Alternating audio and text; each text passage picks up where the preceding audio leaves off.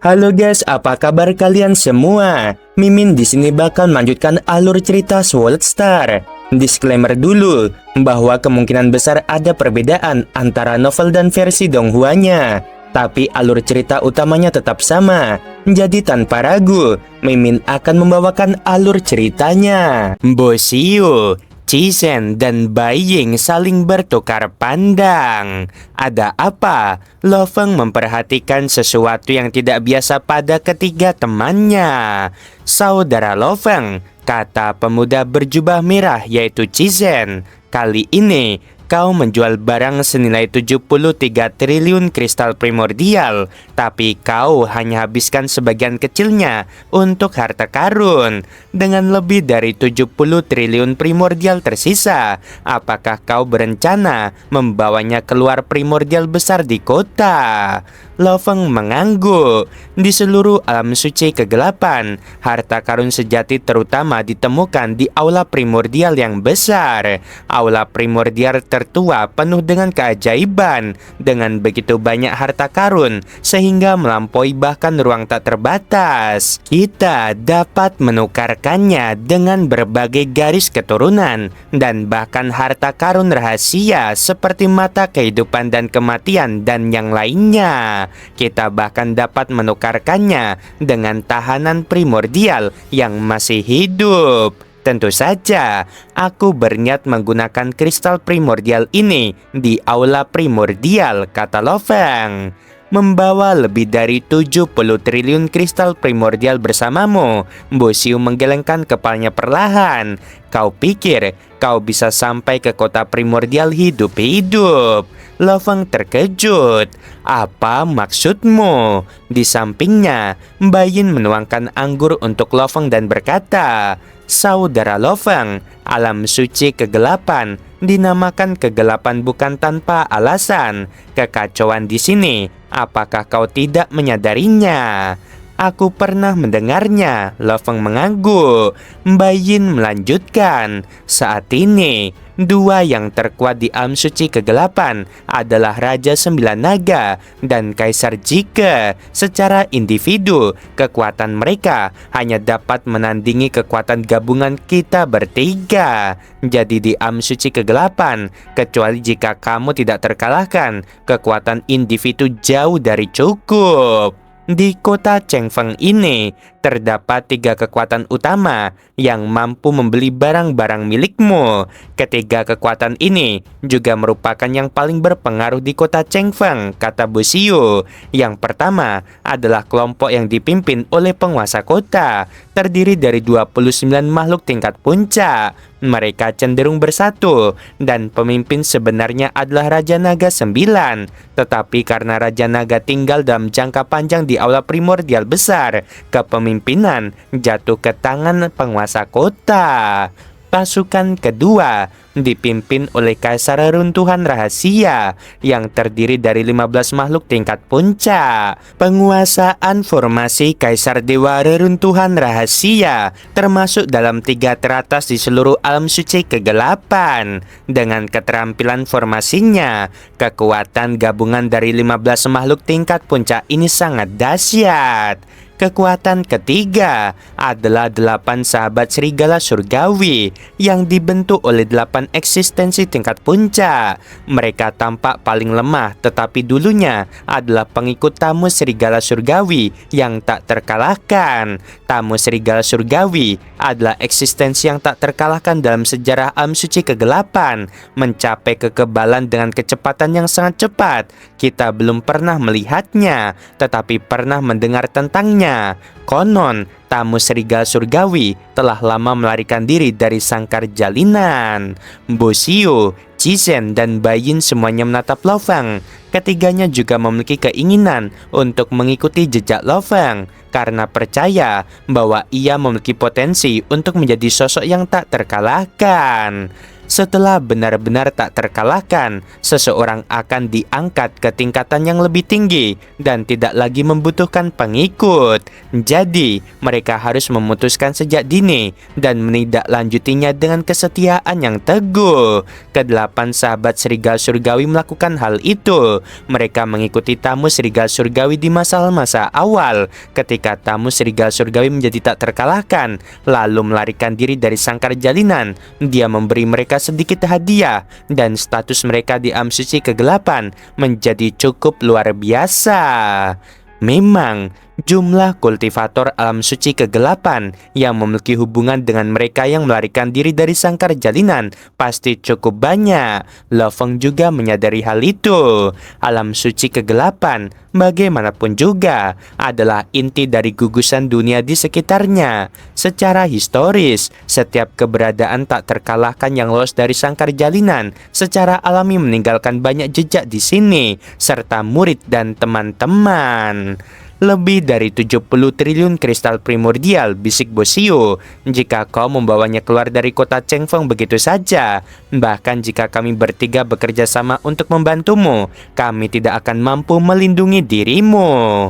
Pihak penguasa kota agak lunak dengan peluang bertindak 50%, tetapi dua kekuatan lainnya memiliki kemungkinan 80 hingga 90% untuk bergerak, kata Cizen. Di alam suci kegelapan, hal yang paling berbahaya bukanlah individu, melainkan kelompok. Lagi pula, perbedaan kekuatan di tingkat puncak tidaklah besar. Bosio mengamati Lo Feng dan berkata lagi, salah satu dari ketiga kekuatan ini, jika mereka bergabung, tidak akan mampu bertahan tanpa kekuatan yang tak terkalahkan. Jadi saranku, pertama-tama belilah semua yang bisa kau beli dan minta penjualnya langsung mengirimkan harta karun itu ke Gunung Suci Transmisi. Kau bisa mengatur avatarmu untuk menerimanya di Gunung Suci Transmisi. Kemudian, bawalah kembali langsung ke dunia sumber. Kedua, cobalah untuk mengubah sebagian besar kristal primordial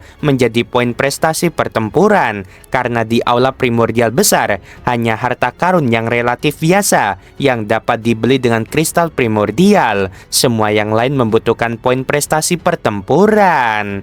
Bagi kami, para eksistensi tingkat puncak, setelah mengumpulkan selama berabad-abad, kami biasanya memiliki sekitar beberapa triliun kristal primordial yang sebagian besar diubah menjadi poin prestasi pertempuran. Apa yang kau miliki setara dengan akumulasi sumber daya 10 eksistensi tingkat puncak, dan semuanya berupa kristal primordial siap untuk dijarah. Siapa yang tidak tergoda, kata Cizen.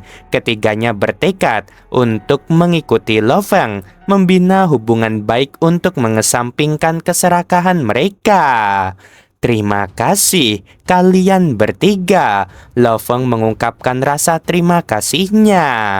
Lo Feng terdiam cukup lama, tatapannya tenang. Namun di balik ketenangan itu, pikirannya berputar cepat, menghitung untung dan rugi dari setiap kemungkinan. Setelah memastikan arah yang ingin ditempuh, ia akhirnya berkata dengan suara mantap, "Aku pernah mendengar bahwa garis darah primordial tingkat tinggi di aula primordial besar dapat dibeli menggunakan kristal primordial. Jika itu benar, aku ingin membeli garis darah tingkat tinggi yang sesuai dengan jalan hidup dan mati." Bosio sedikit terkejut, namun tetap mengangguk. Itu bukan masalah besar. Kau bisa meminta pihak penguasa kota untuk membelinya atas namamu. Garis darah primordial tingkat tinggi yang dijual oleh senior Yuan dan yang lainnya umumnya tidak terlalu mahal. Biasanya tidak melebihi 10 miliar kristal primordial per jenis. Bayin melangkah maju selangkah dan berbicara dengan nada serius.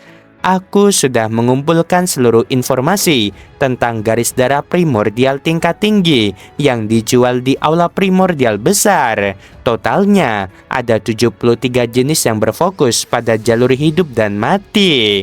Jika semuanya dibeli, total biaya yang dibutuhkan sekitar 530 miliar kristal primordial. Loveng mendengarnya tanpa sedikit pun ragu. Baiklah, katanya singkat. Minta pihak penguasa kota untuk mengirimkan semua garis darah itu beserta seluruh harta kultivasi yang tambahannya telah kubeli ke Gunung Suci Transmisi. Pada saat yang sama, jauh di tanah asal, avatar Loveng kembali terbelah. Sebuah avatar baru terbentuk, auranya stabil dan kuat, lalu segera bertransmisi menembus danau jurang menuju alam suci kegelapan. Setiap langkahnya telah disusun rapi, tak ada satupun yang dibiarkan kebetulan. Selain itu, lanjut Loveng, gunakan sisa kristal primordial untuk membantuku membeli 30 juta poin prestasi pertempuran. Bosio menghela napas pelan. Jumlah itu sangatlah besar. Apakah pembelian ini bersifat mendesak atau tidak? Loveng menoleh padanya. Apa perbedaannya? Jika tidak mendesak, jelas Bosio dengan sabar. Pihak penguasa kota bisa mengumpulkannya secara perlahan. Namun, untuk 30 juta poin prestasi pertempuran, waktu yang dibutuhkan bisa mencapai lebih dari 1 miliar zaman. Harga per poin sekitar 110.000 kristal primordial. Loveng mengangguk pelan. Di kota-kota alam suci 9 sungai, harga standar memang 100.000 kristal primordial per poin. Namun, jika menyangkut dirinya, seseorang yang telah menarik perhatian begitu banyak kekuatan, kenaikan harga kecil adalah hal yang wajar. 1 miliar zaman terlalu lama, kata Loveng. Bagaimana dengan pembelian mendesak? Jika mendesak, jawab Bosio, waktunya bisa dipangkas menjadi puluhan juta zaman, tapi harganya naik menjadi 120.000 kristal primordial per poin. Itu sudah termasuk harga rendah setelah persaingan antar kekuatan di alam suci kegelapan. Masih terlalu lambat, ucap Loveng tanpa emosi. Bisakah dipercepat lagi? Bosio tersenyum pahit. Bisa, jika kau menaikkan harga. Dengan alam suci kegelapan sebagai pusat, berbagai dunia akan memprioritaskan pengumpulan prestasi pertempuran untuk dirimu. Bagaimana jika aku membayar 130.000 kristal primordial per poin? Tanya Loveng. Berapa lama waktu yang dibutuhkan? Itu keuntungan 30%, kata Bosio sambil menggeleng kagum. Dengan harga setinggi itu, mungkin bisa dikumpulkan dalam sekitar 1000 zaman. Namun jumlahnya terlalu besar, jadi harus dihimpun dari banyak dunia sekaligus. Baiklah, kata Loveng singkat. Kirimkan kepadaku setiap 10 juta poin prestasi pertempuran yang berhasil dikumpulkan. Ia tahu betul resikonya. Di lingkungan alam suci kegelapan, begitu meninggalkan kota Chengfeng dan kehilangan perlindungan formasi kota, bahkan dirinya pun tidak yakin bisa bertahan jika dikepung oleh sekelompok makhluk tingkat puncak. Mengubah kekayaan menjadi prestasi pertempuran sebanyak mungkin adalah langkah yang paling aman. Aku juga membutuhkan harta karun rahasia yang kuat, tambah Loveng, khususnya yang berada dalam kategori hidup dan mati. Bosio mengerutkan kening. Harta karun rahasia kategori itu sangatlah langka. Bahkan jika seluruh kota Chengfeng bersedia menjualnya, jumlahnya tetap akan terbatas. Aku bersedia membelinya dengan harga tinggi. Lo Feng tersenyum tipis penuh keyakinan. Harta karun rahasia tingkat tinggi, seperti hati abadi atau dunia telapak tangan, bahkan biasanya hanya dimiliki oleh para leluhur. Makhluk setengah primordial umumnya hanya memiliki satu atau dua. Makhluk tingkat puncak mungkin memiliki lebih banyak, bahkan harta rahasia tingkat mata kehidupan dan kematian. Namun, harta semacam itu tidak bisa dijual dan tidak dapat dibawa keluar dari dunia sumber. Kalau begitu, Bu Xiu tertawa kecil. Urusan ini menjadi jauh lebih mudah. Oke guys, sampai sini dulu videonya. Mimin mau bilang ya, bahwa Sword Star ini yang kedua ya, yang Land of Origin ternyata tuh masih ongoing. Jadi penulisnya tuh masih menulis ya teman-teman, belum tamat ceritanya. Jadi suatu saat kau udah mentok, kita tunggu beberapa chapter dulu baru kita upload lagi gitu ya. Memang nih ceritanya tuh belum kelar, masih panjang, ternyata masih ongoing ya. Jadi bakal Mimin ganti juga kalau semisal udah mentok, sambil nunggu episode terbarunya kita bakal cerita Hanli atau Record Mortal Journey to Immortality itu ya. Pastinya kalian tahu. Oke, sebelum video berakhir, Mimin mau bilang sungguh membagongkan. Terima kasih.